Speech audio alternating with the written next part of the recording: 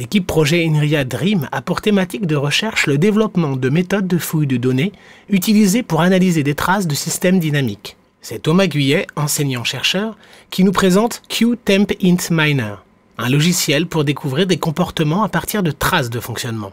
Donc aujourd'hui, je vous présente la démonstration d'un logiciel, le QTempIntMiner, qui est une solution logicielle pour extraire des comportements dans des traces séquentielles. Alors les traces séquentielles, en fait, on en a un petit peu partout. À chaque fois que vous avez des capteurs qui sont placés sur des systèmes, que ce soit des systèmes physiques ou bien alors même des humains, vous avez des traces. Alors ces traces, ça peut être des séries temporelles. Nous, on ne s'intéresse pas au traitement du signal, mais on va plutôt s'intéresser aux traces qui sont sous la forme de suites d'événements. Et puis plus particulièrement, des événements qui peuvent également avoir une longueur.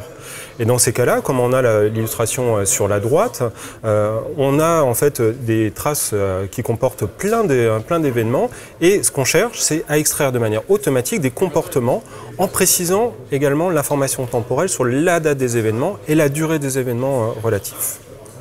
Donc ça, c'est ce que fait le logiciel.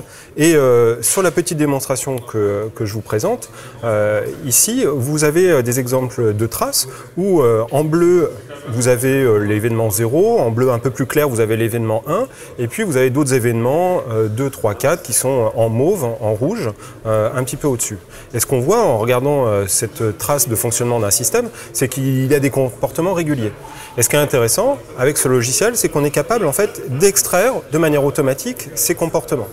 Donc l'objectif du logiciel, c'est d'avoir des motifs qui intègrent de l'information temporelle pour avoir des choses qui soient précises. Alors en fait, ce genre de traces, on les retrouve dans tout un tas d'applications. Et l'idée de notre travail, c'est de développer une API qui puisse être intégrée dans d'autres logiciels pour pouvoir répondre aux besoins de caractérisation des comportements en intégrant l'information temporelle. Donc deux exemples d'applications dans le domaine de la santé. Donc on a appliqué en fait cet algorithme pour essayer de caractériser différentes arythmies cardiaques. Donc la succession des ondes PQRS-T est systématique, mais pour distinguer différentes arythmies, la durée des événements est importante. Donc ça, c'est les choses qu'on peut faire avec notre algorithme.